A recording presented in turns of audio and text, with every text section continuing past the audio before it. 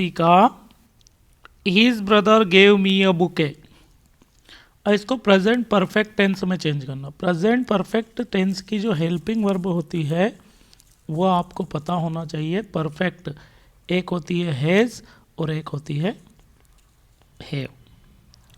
Has जो है वो एक वचनकर्ता के लिए लगती है, मतलब ही होगा, शी होगा, ईट होगा या वन होगा, कोई भी वन नेम होगा। और हैव जो है ये दे, यू, वी और आई इनके लिए लगती है। ठीक है, ये परफेक्ट टेंस है। और हमेशा आपको एक चीज़ का ध्यान रखना है कि परफेक्ट टेंस कोई सा भी हुआ, चाहे प्रेजेंट परफेक्ट हुआ, पास्ट परफेक्ट हुआ या फ्यूचर परफेक्ट हुआ, उसमें मुख्य क्रिया का तीसरा ही रूप अपने को लगाना है। तो भाई ये चीज़ अगर आपके दिमाग में है कि ही, शी, इट वन नेम के लिए हैज़, दे, यू, वी और आई के लिए हैव लगेगा और मुख्य क्रिया का तीसरा रूप लगेगा, तो अपन इस सेंटेंस को कुछ इस तरह से लिख पाएंगे।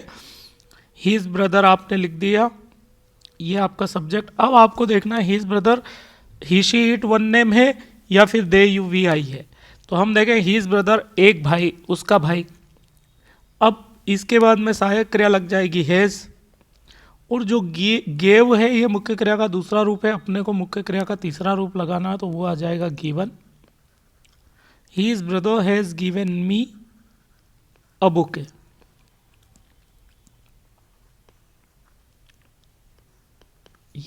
ये आपका प्रेजेंट परफेक्ट टेंस में चेंज हो गया। मेरे ख्याल से आपको समझ में आ गया होगा। अब हम जो है दूसरा देखते हैं अपना सेंटेंस। इसी में दूसरा सेंटेंस है मेरी डज नॉट लाइक बॉनबन। बॉनबन जो रहता है ये एक प्रकार की स्वीट डेजर्ट होता है, मिठाई होती है। इस सेंटेंस को अपने को पास्ट इंडेफिनेट में चेंज करना है। तो मैं आपको दोनों में डिफरेंस बता देता हूँ।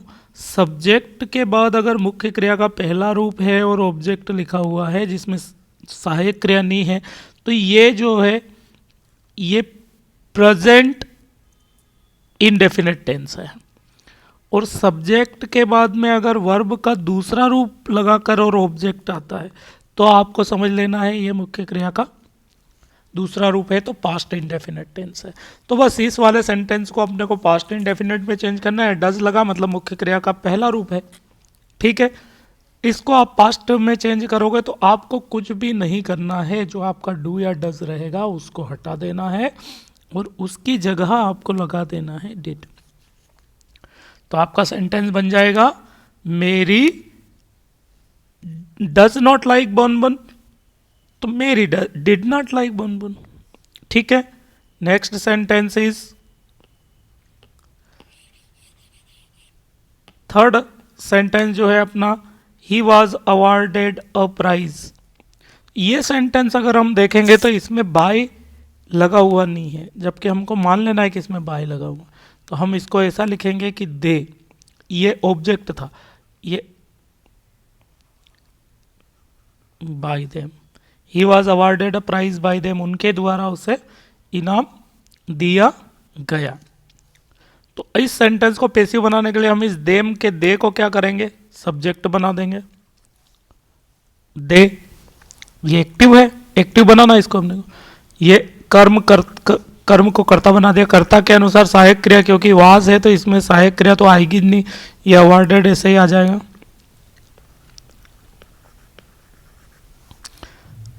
अब ये ही का बन जाएगा हिम और प्राइज ऐसा आ जाएगा।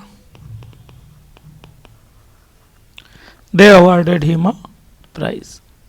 ठीक है, कर्म को कर्ता करता के अनुसार पूरा आपको पता है, इसलिए मैं ज़्यादा उसके डिटेल में नहीं जा रहा हूं।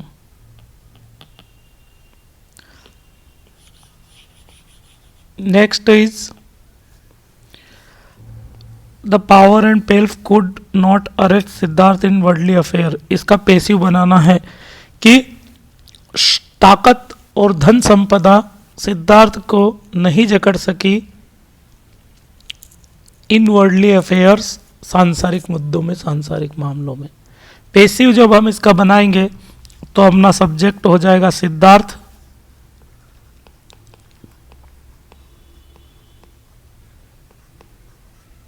सिद्धार्थ। और ये कुड जो है मॉडल वर्ब है, आपको पहले से पता है कि जब मॉडल वर्ब आता है तो हम अलग से बी लगाते हैं, कुड, क्योंकि नॉट लगा हुआ है अलग से लगा दिया be. Siddharth could not be arrest का अब हमको थर्ड फॉर्म लगाना है इसका, क्योंकि आप सबको पता है कि पैसिव वॉइस में कोई सी भी क्रिया होगी उसका हमेशा थर्ड फॉर्म ही आएगा। तो Siddharth could not be arrested, अब हम लिख देंगे इन वर्ल्डली अफेयर्स, सांसारिक मामलों में, बाय लगाकर द पावर एंड पेल्फ लिख देना अपने को। तो हमारा सेंटेंस कुछ इस तरह से बनेगा कि Siddharth could not be arrested in worldly affairs by the power and पेल्फ। ठीक है, नेक्स्ट सेंटेंस हम देखते हैं, तो आपका आएगा who does not like beauty and bounty in the world, संसार में ऐसा कौन है जिसको सुंदरता और संपदा की जरूरत नहीं है या अच्छी नहीं लगती। इसको एफर्मेटिव बनाना। एफर्मेटिव सेंटेंस का मतलब होता है इस सेंटेंस को हमने सिंपल बनाना है, सरल सेंटेंस।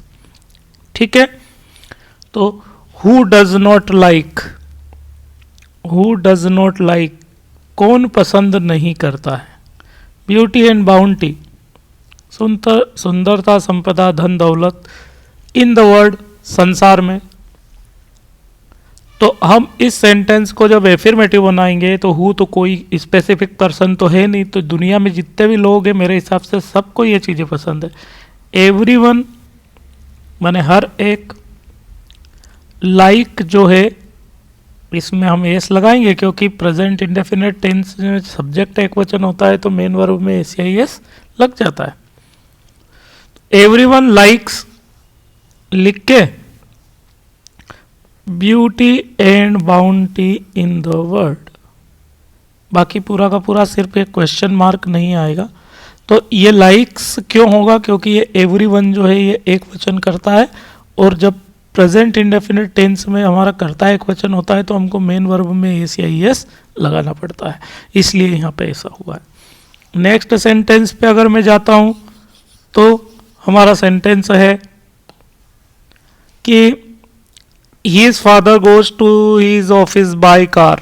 अब आपको याद रखना है जैसे कि बस, ट्रेन, कार, बाइक, ये जो चीज़ें जितने भी ट्रांसपोर्टेशन के जो मीन्स है इनके पहले हमेशा बाय लगेगा, याद रखेंगे इस बात को आप। ठीक है, तो बाय ट्रेन, इसलिए यहाँ पे कार लिखा है तो बाय लगा हुआ है। इसका हमको क्वेश्चन बनाना है विद वेयर। वेयर का मतलब होता है कहाँ। तो हिज फादर, उसके पिता, goes to his office, to his office, उसके पिता जो हैं वो अपने ऑफिस में कार से जाते हैं। इस सेंटेंस को वेयर लगाकर प्रश्न बनाना है। तो उसके पिता कहाँ कार से जाते हैं, तो सबसे पहले हम जो है वेयर लिख देंगे। ठीक है, गोज लिखा है तो डू सहायक क्रिया आ जाएगी और ईएस उठ के इसके ऊपर आ जाएगा। Where does his father subject हो गया। Where does his father go. अब आप सोच सकते हो कि ये गोज क्यों हुआ, क्योंकि इस गोज का ईएस इस डू को दे दिया ना, क्वेश्चन बन रहा है। तो सिंपल प्रेजेंट सिंपल में तो अपने को कोई हेल्पिंग वर्ब की जरूरत ही नहीं होती है, इसलिए इस वाले सेंटेंस को अगर आप ध्यान से देखो इसमें कोई सहायक क्रिया नहीं है। देखो हिज फादर करता, गोज मुख्य क्रिया, टू हिज ऑफिस अन्य वर्ड हो गए।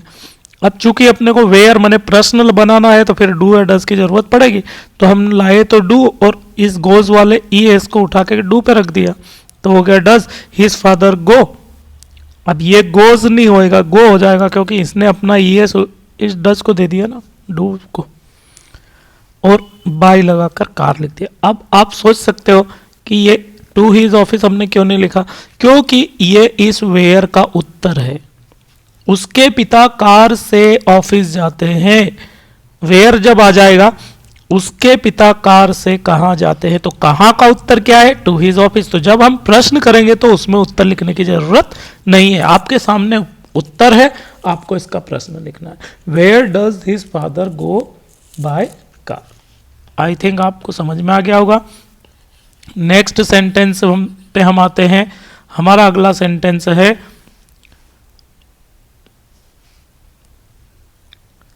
The house built last year collapsed in the rains। पिछले साल बना मकान बरसात में ध्वस्त हो गया। इस सेंटेंस को हमको complex sentence with relative clause, relative clause का यूज करते हुए हमको इस सेंटेंस को कॉम्प्लेक्स बनाना है। अब कॉम्प्लेक्स कैसे बनाएंगे, तो हम सबसे पहले लिखेंगे द हाउस। ठीक है, हमने लिखा द हाउस। अब हाउस आपको यह बताना है कि हाउस जीवित वस्तु है या निर्जीव है। स्वाभाविक बात है, घर का कोई जीव नहीं होता है, तो हम उसको लिखेंगे विच। अगर यही व्यक्ति होता तो हम लिखते हो the house which was built, BUILT, the house which was built last year,